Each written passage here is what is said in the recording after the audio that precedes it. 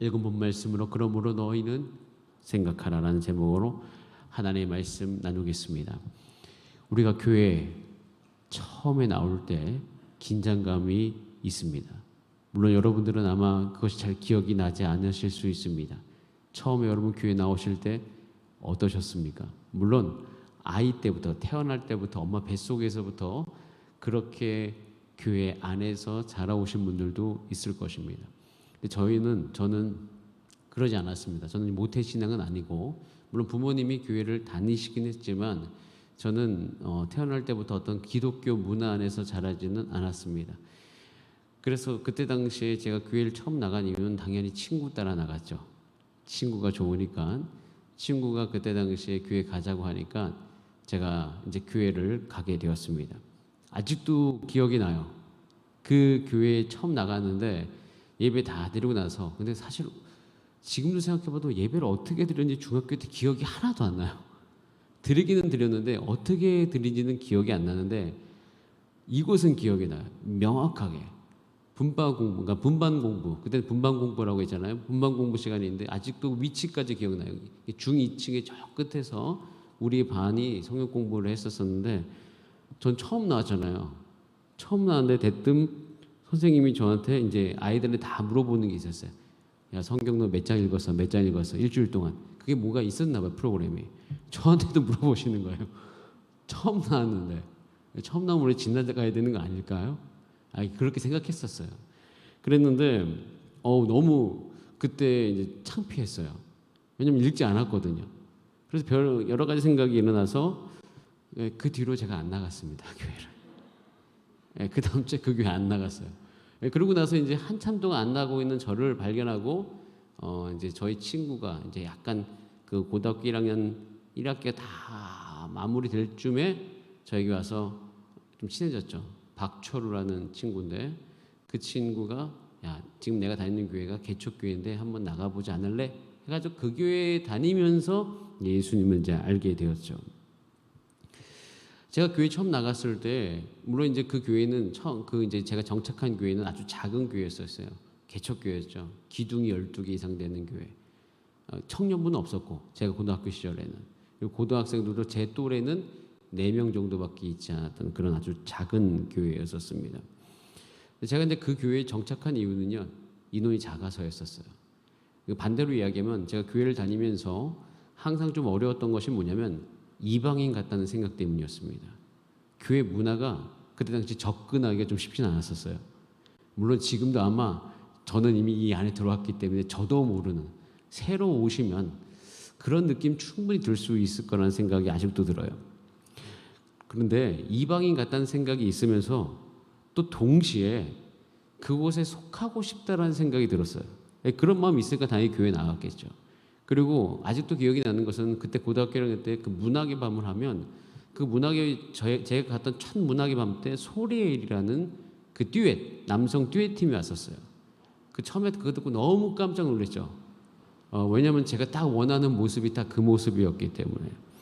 그래서 뭔가 이 교회라는 곳은 나가고 싶고 내가 소속되고 싶기도 하는데 또 나가면 이방인 같다는 생각, 그런 생각. 그러면서 이 하나님 나라라고 하는 곳에서 정말 귀한 대접받고 싶다라는 생각을 하고 있었어요. 그러면서도 제가 원래 태생적으로, 지금은 이제 많이 예수 그리스도 안에서 20대 때부터 공동체 생활하면서 성격이나 사람들과 관계하는 법이 많이 달라져서 굉장히 밝아졌지만, 물론 그때도 이제 친구들과 놀긴 했지만 굉장히 수줍음이 많은 사람이었고, 누가 앞에 나가고 먼저 이렇게 다가서는 것을 좀 어려워했던 사람으로서 이런 마음이 계속 있었어요. 내가 저기 속하고 싶긴 한데 그렇다고 누가 또 막 끌어주는 것 같지는 않고, 그리고 그 가운데서 그럼 난 어떻게 해야 되나, 그런 상황 가운데서 참 고민을 많이 했었습니다.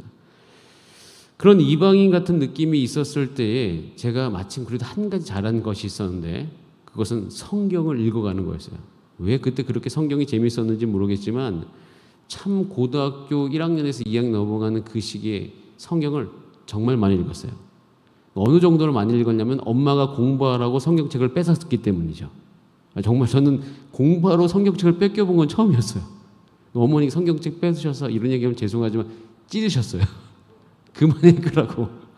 그 정도로 성경책을 좀 탐독을 했었었는데, 그러니까 저는 제 인생에 집중적으로 성경을 가장 많이 읽었던 시기가 고등학교 시절. 하루에 무조건 15장 이상씩 제 앞에 성경책이 늘 있었어요. 쉬는 시간마다 읽었으니까. 아마 지금 생각해봐도 주변 친구들이 저를 굉장히 이상하게 여겼을 거라는 생각이 들어요. 여러분들도 그렇게 생각하시죠? 좀 이상하다. 그런데 그렇게 읽으면서 이상한 저에게 이상한 일이 일어났어요. 그것이 뭐냐면 오늘 그것도 본 말씀 2장 12절. 사실 에베소서 2장은요. 저에게 있어서 이 고등학교 2학년 시절에 가장 충격을 준 성경이 에베소서 2장인데, 자, 우리 에베소서 오늘 그 본문 2장 12절하고 12절 같이 한번 읽어보겠습니다. 11절하고 12절을 좀 연결해서 읽어보기로 하는데 우선 12절만 읽어볼게요. 12절 함께 읽어보겠습니다. 시작. 그때 너희는 그리스도 밖에 있었고 이스라엘 나라 밖의 사람이라. 약속의 언약들에 대하여는 외인이요 세상에서 소망이 없고 하나님도 없는 자이더니 라고 되어 있어요. 근데 이 성경이 조금 어렵다기보다는 이제 표현에 있어서 약간 좀 축소된 부분이 있는데, 축소된 건 아니고 그냥 우리가 이해하기에 이게 세 번역에 보면 이렇게 되어 있거든요. 제가 읽어드릴게요. 그때 여러분은 그리스도와 상관이 없었고라고 되어 있어요. 그리고 이스라엘 공동체에서 제외되어서 약속의 언약과 무관한 외인, 이것에 대해서 이야기하는 거예요. 그러니까 저의 상태에 대한 이야기였어요. 이걸 읽자마자 내 상태가 어떤 상태였는가를 알게 됐어요. 그것은 그리스도와 상관이 없는 상태였어요. 두 번째, 그리스도와 상관이 없기 때문에 약속의 언약과 무관한 외인이었어요. 그러니까 제가 이방인 같다고 생각되어질 때 아까 읽었던 11절에 보면 그러므로 생각하라 하면서 너희는 그때 육체로는 뭐라고요? 이방인이요. 나도 이렇게 생각하고 있는데, 나도 나를 이 교회에서 이방인으로 생각하고 있는데 이방인이라고 얘기를 하시네요. 그래, 나 이방인 맞아. 그럼 이방인으로 끝인가? 아니요. 그게 아니라는 거예요. 그러면서 12절이 연결되는데 저한테 이렇게 얘기해요. 그때 너는 이방인 이유가 나오는 거죠. 그리스도와 상관이 없다라는 거예요. 약속의 언약과 무관한 외인이라는 거예요. 제가 이 말을 읽는 순간 오해가 풀렸는데요. 왜냐하면 저는 교회에 소속돼서 내가 이방인처럼 여기는 이유가요, 그냥 교회에서의 나의 위치, 성경을 지금까지 읽어왔던, 제가 왜 이렇게 성경을 읽었나 생각해보니까 그때 처음에 성경을 읽었던 충격 때문이었던 것 같아요. 성경을 읽어야 된다는. 근데 교회에서 내가 성경을 얼마나 읽었나, 그리고 교회 문화에 익숙한 나의 모습, 그리고 내가 얼마나 사람들 앞에서 그때 문학의 밤을 하면 노래를 해야 하잖아요. 저도 아직도 기억이 나요. 고등학교 1학년 그 크리스마스 때 저한테 노래를 2개 시켰어요. 근데 그것을 준비할 때 오는 그 긴장감, 그걸 잘해내야지만 나는 교회의 이방인이 아닌 것이다. 나는 그걸 잘해야지만 교회 안에 온전히 소속될 수 있다. 이렇게 생각한 거예요. 근데 그 생각이 맞아요? 틀려요? 완전히, 그렇죠. 틀리죠. 근데 제가 그때 확실히 알았어요. 내가 뭔가 잘못 생각하고 있구나.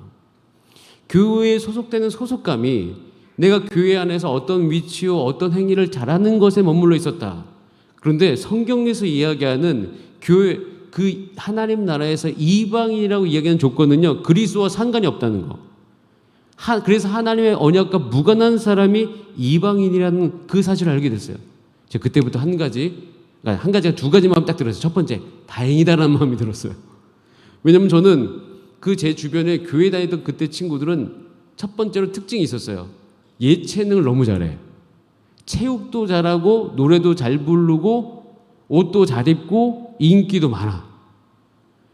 그래서 저는 그게 자신이 없었거든요. 그렇기 때문에 당연히 제 입장에서는 그게 조건이 아니라는 게 너무 다행인 거예요. 내가 노래를 너무 잘할 필요가 없구나. 내가 뭔가 이걸 해야 되지 않겠구나. 이런 생각들이 참 많이 들었어요. 물론 이제 여러분들이 제 이야기를 들을 때 한 가지 오해하실 수 있는 게 뭐냐면, 제가 앞에서 요즘 노래하는 사람으로 있잖아요. 여러분 앞에서. 그런데 제가 고등학교 1학년 때 큰 한 가지 상처가 있어요. 이건 잠깐 이제 이해를 위해서, 내가 왜 그런 생각이 들었는지 이해를 돕기 위해서 말씀드리는데요. 제가 중학교 2학년 때, 3학년 때 가장 좋아했던 대중 가수가 누구냐면 윤종신이었습니다. 그때 제가 중학교 2학년 3학년 때 윤종신 2집 3집이 나왔어요. 뭐 알만한 분들은 아실 수 있지만 윤종신 2집에는 너의 결혼식이라는 곡이 있습니다. 그 다음에 3집에는 교복을 벗고가 있어요. 가사가 아직도 다 기억이 나요. 왜냐하면 그때 당시에는 카세트 테이프로 음악을 듣잖아요. 그래서 그 테이프가 늘어지게 듣는다라는 표현이 있어요. 그만큼 그 테이프를 중2, 3 때 늘어지게 들었어요. 그러다 보니까 어떤 그 안에서 제 안에 윤종신을 좋아하게 되죠. 그 어떤 가수를 좋아하게 되면 그 중학교 때 어떤 특성이 나오냐면 그 가수의 창법을 따라합니다. 근데 윤종신 창법이 그때 굉장히 독특했거든요. 자, 그런 어떤 창법을 따라하던 그 시기에 고등학교 1학년 때 음악 시험에 무슨 시험이냐면 노래 부르는 시험이 있어요. 노래 부르는 시험이 있어요. 가곡을 부르는 시험이 있단 말이에요. 그 가곡을 제가 어떻게 불렀을까요? 윤종신처럼 불렀어요. 예, 아직도 그 제가 불렀을 때 그 아이들의 반응과 그 아이들이 그게 너무 창피해요, 지금도. 그런 게 있었고, 또 한 가지 중3 때 제가 반세 부반장이었는데 경주에 수학여행을 갔는데 제가 제일 싫어하는 장기자랑을 했어요. 제가 정말 지금도 싫어요. 근데 장기자랑을 했는데 우리 반 대표가 제가 됐어요. 이유는 하나야. 나갈 사람이 없으니까. 그래서 너가 나가라. 너 부반장이니까. 제가 가서 무반주로 노래 불렀는데 전교생을 쓰러뜨렸습니다. 저는 웃기려고 부르지 않았는데 너무 진지하게 찬송가처럼 불렀는데 그때 너무 창피해서 첫 순서였는데 그 순서 끝나고 어떻게 했을까요? 바로 저는 숙소로 갔습니다. 숙소에서 그 어두운 숙소에서 아이들은 신나서 떠드는 그 장기자랑 시간에 2시간 내내 창피해가지고 방구석에 처박혀 있었어요. 그때 결정한 게 있어요. 나는 다시는 사람들 앞에서 노래를 부르지 않으리라. 그렇기 때문에 그때 당시에 근데 그게 이제 부르기 싫어서가 아니라 창피해서고 용기가 안 나서였는데 늘 부러워는 했어요. 그냥 누군가 다른 사람들 앞에서 노래를 잘 부르는 사람들을 부러워했다고요. 그 부러움이 계속 있었던 거죠. 그런 가운데 교회 오니까 그런 사람들 천지인 거야. 그러다 보니까 당연히 거기에 소속되고 싶은데 그러지 않다는 거예요. 그런데 결국에는 요지는 뭐냐면 거기에 소속되는 것이 그 어떠함이 아니라는 사실이었어요. 이것 때문에 내가 소속됨을 못 느끼는 건 아니다. 그 진짜 문제는 뭐다? 내가 그리스도와 상관이 있느냐 없느냐. 이게 너무 중요한 문제라는 거예요. 그래서 생각하라라고 말씀하신 겁니다. 그러므로 너희는 생각해야 된다는 거예요. 무엇을 생각해야 됩니까? 내가 예전에는 그리스도와 상관이 없었는데 하나님께서 예수님을 보내셨는데 그 예수님을 보내신 이유가 궁극적으로 우리를 하나님 나라 안에서 소속시키기 위해서, 소속감을 누리기 위해서, 다른 그 어떤 조건이 아니라, 우리에게 있었던 그 어떤 조건이 아니라 오직 그리스도와 상관이 있다면 우리가 정말 우리 마음과 생각과 우리 모든 감정이 다 알 정도로 이 정도면 충분해 라고 여길 정도로 그 그리스도와 상관이 있으면 우리로 하여금 그 하나님 나라의 소속감을 온전하게 하기 위해서 예수 그리스도께서 이 땅에 오셨다라는 사실이에요. 이 사실을 정말 우리가 기억해야 됨을 이야기하는 겁니다. 그래서 베드로와 바울이 쓴 서신서에 보면 그렇게 생각하라가 원래 이제 기억하라거든요. 그래서 영어 성경에 보면 remember라고 되어 있어요. 그래서 이 기억 자체를 사역화합니다. 이 기억을 하는 것이 사역이에요. 그래서 원래 6월절에 우리가 6월절 그 사건 가운데 그 성만찬 하지 않습니까? 성만찬의 핵심도 기억하라예요. 그걸 기억하라라고 이야기하는데 기억을 하게 되면 어떤 일이 일어나면 여러분 우리가 정말 잘 기억하는 것은 우리 마음속에 담아둠을 이야기하는 거예요. 기억을 한다는 것은 우리 마음에 담아두는 것인데 우리는 잘 기억을 해야 돼요. 잘 기억해야 됩니다. 왜냐하면 이걸 잘 기억하지 못하면 우리 인생, 여러분의 인생 아주 실제적인 것이에요. 여러분 삶 가운데 나타나는 삶의 열매가 완전히 달라지기 때문이에요. 제가 한 예를 들겠습니다. 자, 우리 요한복음 13장 1절 말씀을 같이 한번 읽어보겠습니다. 요한복음 13장 1절 시작. 유월절 전에 예수께서 자기가 세상을 떠나 아버지께로 돌아가실 때가 이른 줄 아시고 세상에 있는 자기 사람들을 사랑하시되 끝까지 사랑하시니라. 예수님께서 요한복음에 제자들을 끝까지 사랑하셨다라고 되어 있어요. 근데 누구를 사랑하셨냐면, 잠깐 성경 말씀 잠깐 펼쳐주세요. 누구를 사랑하셨냐면 따라하겠습니다. 자기 사람들. 자기 사람들을 끝까지 사랑하셨어요. 즉 자기 사람들, 즉 예수 그리스도와 상관에 있는 사람들인 거예요. 이걸 누구에게 말씀하셨습니까? 제자들에게 이야기한 거예요. 그래서 제자들에게 얘기했어요. 그 다음에 이 말씀 다음에 뭐 하셨죠? 세족식을 하셨죠. 베드로가 이제 자기 발 씻을 수 없다고 하니까 예수님이 베드로에게 말씀하셨죠. 이것을 내가 씻지 않으면 너와 나는 상관이 없다라고 이야기합니다. 즉 상관이 있기 위해서 세족식을 하는 건데 자기 사람을 위해서 하는 것이에요. 그런데 이 말을 제자들이 담아두지 않으면 큰일이 나는 말이었어요. 왜냐하면 이 말은 나중에 예수님이 잡히시던 날 밤에 이 말에 담아두지 않으면 큰 결과를 불러일으킵니다. 저는 말씀을 많이 묵상을 했었어요. 묵상하는 가운데 이 요한복음 이제 13, 14, 15, 16장을 지나고 나면 예수님이 잡히시거든요. 잡히시는데 베드로가 3번 부인하잖아요. 그리고 가롯 유다는 예수님을 팔지 않습니까? 뭐 이 둘의 잘못 자체가 뭐 이게 누가 중하고 누가 중하지 않다 이렇게 논할 수 있는 게 아니죠. 어떻게 보면 둘 다 큰 잘못했습니다.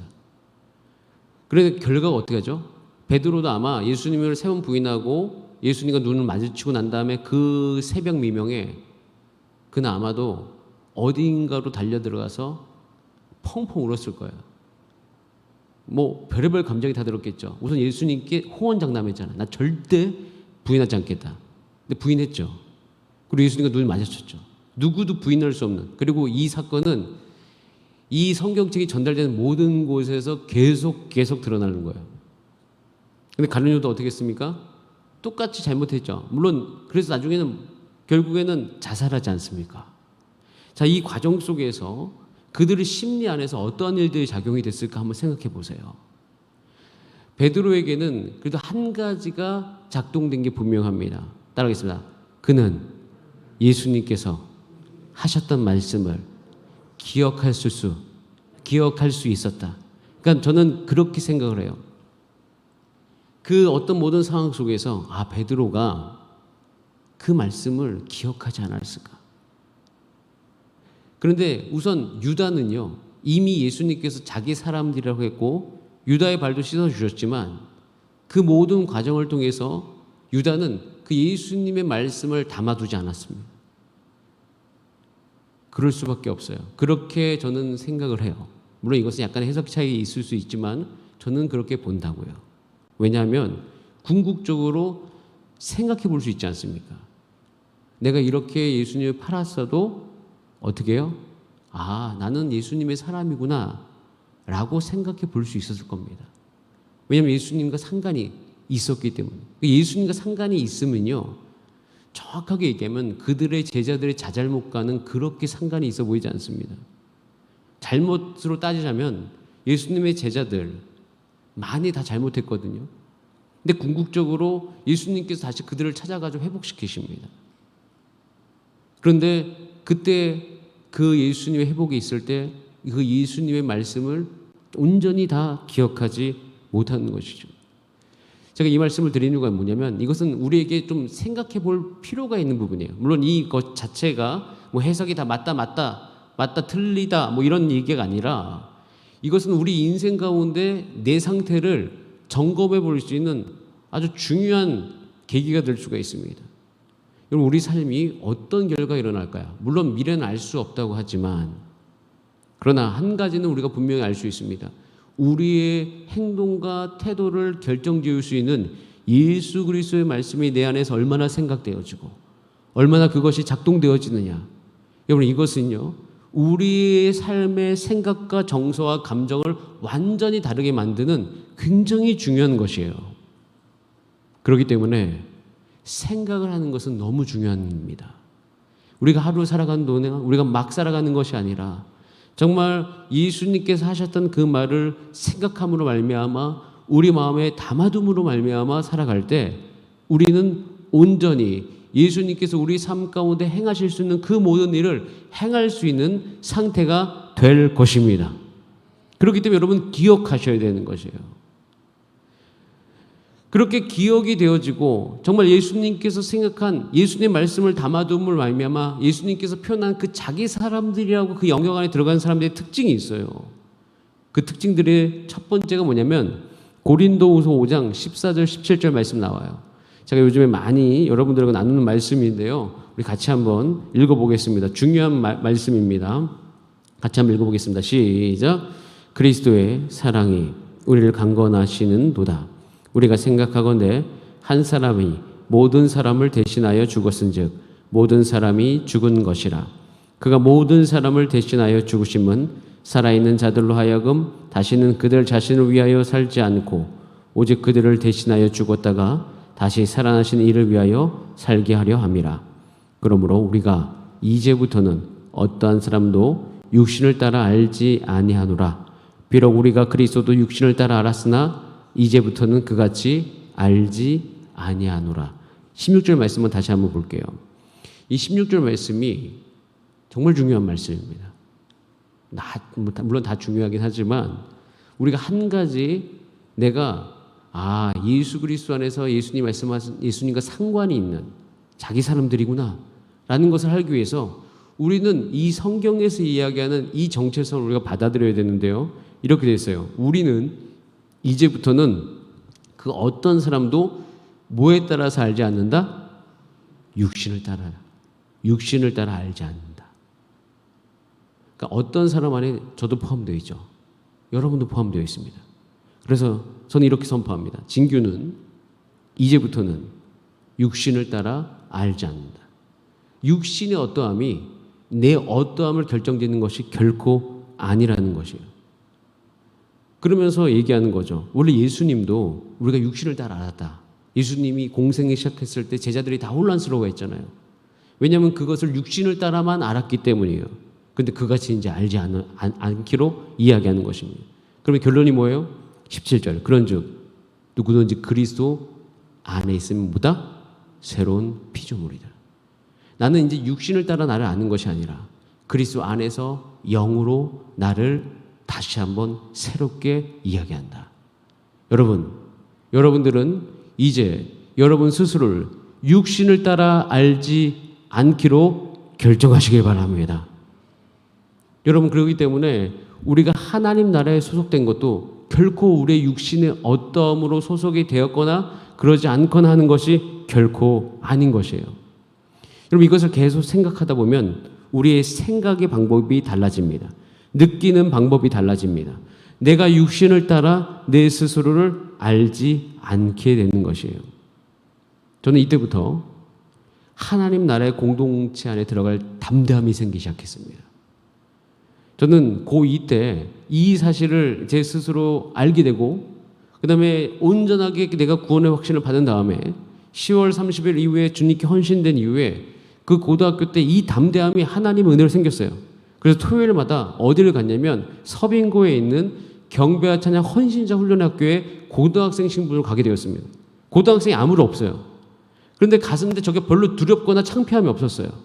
왜냐하면 저는 한 가지 조건만 분명하기 때문이에요. 그것은 나는 주 예수 그리스도 안에서 새로운 피조물이 되었고 난 예수님이 내 안에 영접되었고 나는 예수 그리스도 안에 하나님의 자녀이기 때문에 나는 하나님 나라에 소속이 되었기 때문에 여기 아무도 모르는 사람들 정말 얼굴 다 모르고 저보다 연배가 너무 많은 분들과 함께 있어도 전혀 상관이 없게 되었어요. 왠지 아십니까? 저는 저를 아는 방식이 완전히 달라졌기 때문이에요. 누가 나를 환대해주든 환대해주지 않든 아무런 상관이 없었어요. 그냥 당당하게 갔어요. 그래서 그때부터 대학교 1, 2학년 때 공동생활집 들어갈 때도 그때 친구들이 다 말렸어요. 야, 1학년 때부터 들어가면 모든 자유가 다 박탈당한다. 1학년 때 좀 놀고 2학년 때 형들하고 같이 공동생활해라. 괜찮아요. 그냥 저는 그 공동생활 집에 들어갔습니다. 당당하게. 왜요? 저는 저의 신분에 대한 인식이 완전히 달라졌기 때문이에요. 여러분, 이것은요 매우 중요한 것이에요. 우리는 교회에 나오면서도 여전히 하나님 나라 안에 소속되어 있으면서도 우리는 육신을 따라서 이 공동체 안에 소속됨이 결정되는 경우가 되게 굉장히 많습니다. 우리가 어떤 한 셀을 하더라도 내가 예수 그리스도 안에 소속된 한 사람이기 때문에 그들과 함께 거하는 것에 대해서 내가 한번 도전해 보겠다 이런 생각 잘 안 합니다. 그냥 저 사람과 기질이 달라? 그러면 끝인 거예요. 저 사람이 어떤 행동으로 말미암아 내가 기분이 나빠? 그럼 끝인 거예요. 어떤 거 안에서 우리의 소속감을 결정짓는 것이 육신에 한정되어 있는 경우가 너무나도 많다는 것을 우리는 발견합니다. 여러분, 이것은요 하나님께서 우리에게 주어주시는 그 부유함을 굉장히 회방할 수 있는 것이에요. 물론 그것 때문에 어렵고 고통스럽고 힘든 것을 우리가 인정하나 우리는 이 말씀 안에서 다시 한번 생각해 볼 수 있는 것은 내가 하나님 나라에 소속됨을 어떻게 여기고 있는가. 우리는 다시 한번 우리 스스로 한번 우리 이 말씀 앞에서 우리의 생각을 점검해 볼 수 있는 은혜가 있기를 바랍니다. 고린도전서 6장 17절에 이런 말씀이 있어요. 같이 한번 읽어보겠습니다. 고린도전서 6장 17절 시작. 주와 합하는 자는 한 영이니라. 이 말씀 혹시 보신 적 있으십니까? 한 구절, 굉장히 짧은 구절이지만 굉장히 중요한 구절이죠. 주와 합하는 자는 주와 한 영이다. 주와 상관이 있는 자는 주님과 한 영이다. 우리 이 말씀을 듣는 순간 어떻게 해요? 나는 죄를 지었는데, 난 이것도 못했는데, 저것도 못했는데. 아니요, 그렇지 않아요. 그래서 생각하라는 거예요. 너는 전에는 이방인이었어. 외인이었어. 약속에 대해서 다 소외된 자요. 그런데 어떻게 해요? 우리 13절 말씀. 우리 에베소서 2장 13절 말씀 같이 한번 읽어보겠습니다. 자, 혹시 그렇게 생각한다면 우리 이 말씀을 우리 영혼에 들리도록 외치면서 읽어야 돼요. 같이 한번 읽어보겠습니다. 시작.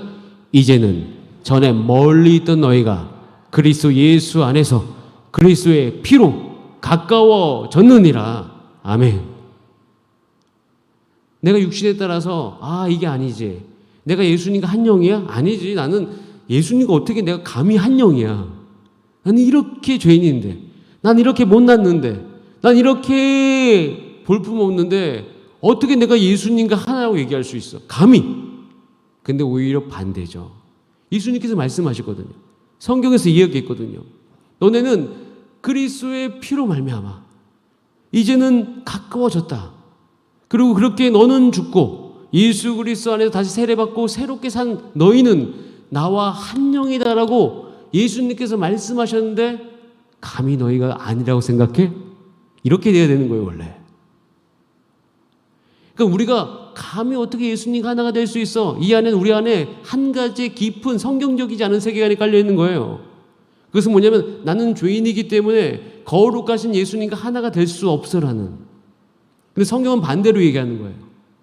너희는 오히려 내가 원하는 게 있다. 그것은 너희는 나와 한 영이다. 너는 나의 사람이다. 꼭 생각해야 될 것이 이거다라고 이야기해요. 왠지 아세요? 이것을 위해서 예수님께서 하신 일이 너무 많기 때문에. 예수님께서 이 땅에 오신 이유가요, 이 일을 이루시기 위해 오신 거예요. 우리를 예수 그리스도의 피로 온전히 사셔가지고 예수 그리스도와 영으로 하나가 되게 하기 위해서 이 땅에 오신 거예요. 우리를 온전히 구원하시기 위해서 이 땅에 오신 거라고요. 여러분이 그런 줄 알고 저도 그런 줄 알고 다 아시고 이 땅에 오신 것이, 오셔서 예수님께서 어떤 대가 지불하십니까? 에베소서 2장 15절 16절에 이렇게 쭉 되어 있어요. 2장 15절 16절에 이렇게 기록되어 있습니다. 법조문으로 된 계명의 율법을 폐하셨고 이는 이 둘로 자기 안에서 어떻게 해요? 한 새 사람을 지어서 완전히 화평하게 하시고 또 십자가로 이 둘을 한 몸으로 하나님과 화목하게 하려 하심이라. 원수된 것을 십자가로 완전히 소멸하셨다. 완전히 박살내신 거예요. 우리의 생각과 우리의 믿음 없음이 하나님과 화목하게 됐는데 방해가 되고 있는데 오셔가지고 이것을 완전히 다 산산조각 내시고 그의 몸이 찢기심으로 말미암아 그의 몸의 모든 물과 피를 다 흘리심으로 말미암아 그것을 온전하게 하나가 되게 하셨다라는 거예요. 여러분 이것이 우리의 안정감이 되어야 될 줄 믿습니다. 이것이 우리의 상황과 상관없이 우리에게 보장된 영적인 보장, 영적인 기업이라 믿으시는 여러분 되시기를 원합니다. 여러분 이것을 믿기 시작하잖아요. 이것을 내 육신의 어떠함과 상관없이 내가 믿기 시작하잖아요. 그럼 내 안에 소속감, 진정한 하나님 나라의 소속감이 생기기 시작합니다. 이 말씀을 믿는 순간 내가 어느 교회에서 어떻게 살아가든 내 안에 이 교회에서 존재의식이 분명해지기 시작합니다. 내가 누구와 함께 있을 때 그와 예수 그리스도 안에서 구원받았다는 그 사실을 나눔으로 말미암아 저 사람이 나와 기질이 다른다고 해도 그 사람과 함께 거할 수 있는 힘이 거기에서부터 생기기 시작하는 거예요. 진정한 평화죠. 그래서 이렇게 되어 있어요. 2장 17절, 2장 18절 같이 한번 읽어보겠습니다. 시작. 또 오셔서 먼 데 있는 너희에게 평안을 전하시고 가까운 데 있는 자들에게 평안을 전하셨으니 18절 이는 그로 말미암아 우리 둘이 한 성령 안에서 아버지께 나아감을 얻게 하려 하심이라. 하나의 영으로서 온전하게 나아갈 수 있게 도와주셨다. 그래서 생각하라는 거예요. 그러므로 생각하라. 전에 너희는 누구였는데 예수님이 너희를 위해서 무슨 일을 행하여 주셨고 간에서 우리가 어떻게 됐음을. 그럼 어떻게 돼요? 소속감이 늘 채워지고 자존감이 늘 충만하며 우리 삶과 힘과 자제력이 생기는 거예요. 여러분 그러기 위해서 우리가 해야 될 것이 있어요.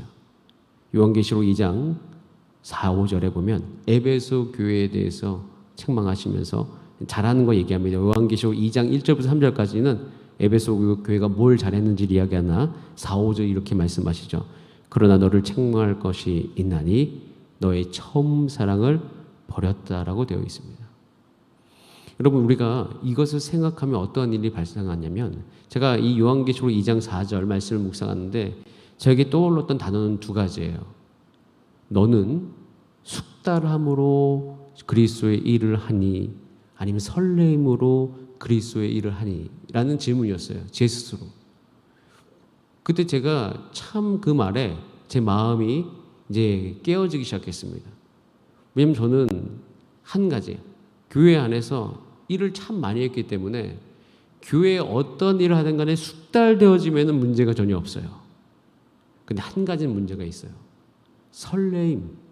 늘 예수 그리스도를 사랑하는 마음으로 하는 그것에 대해서 내가 설레이는가. 이것에 대해서는 저도 네라고 대답하기가 참 힘들었었어요.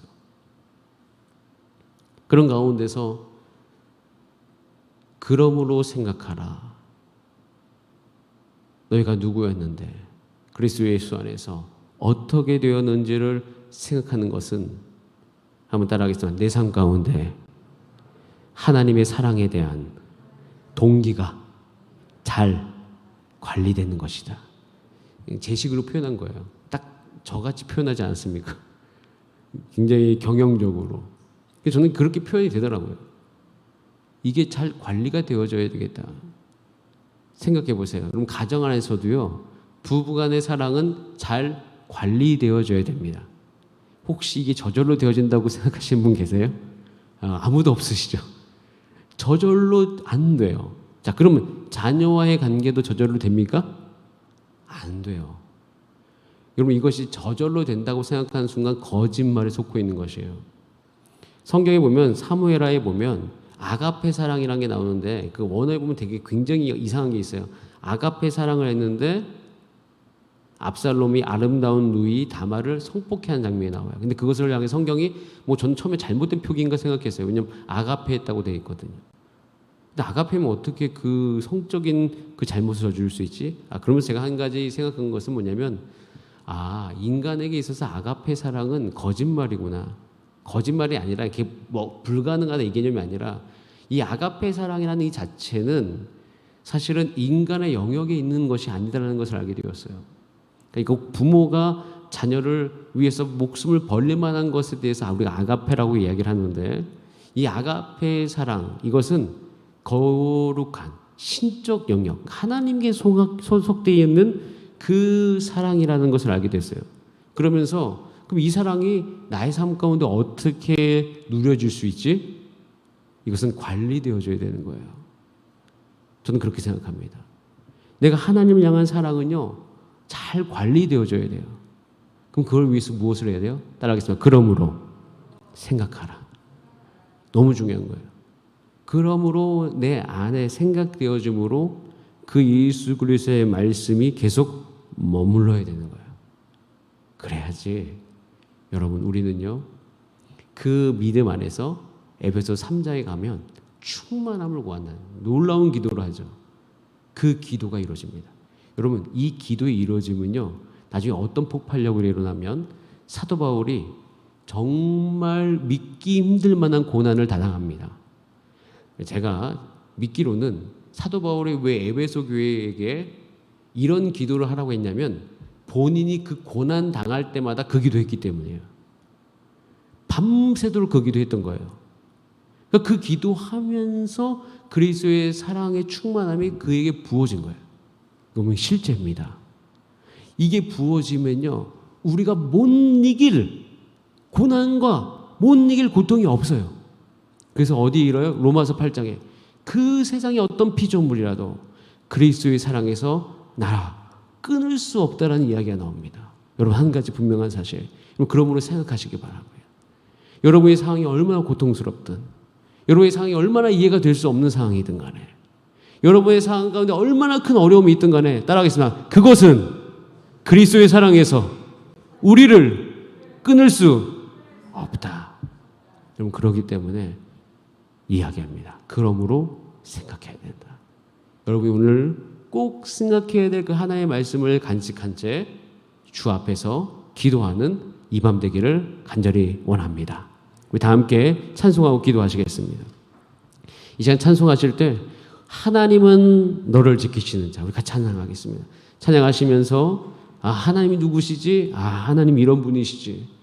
야, 그래, 나는 원래 정말 외인이었는데, 이방인이었는데 내가 어떻게 와서 이렇게 기도할 수 있지?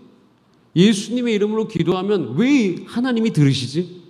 어찌 이런 일이 있을 수 있는가? 여러분, 우리 마음속에 이 고백으로 말미암아 하나님 안에서 내가 누구인지, 내가 어떠한 복을 받았는지 생각하는 은혜 있기를 원합니다. 우리 다 함께 찬송하시겠습니다.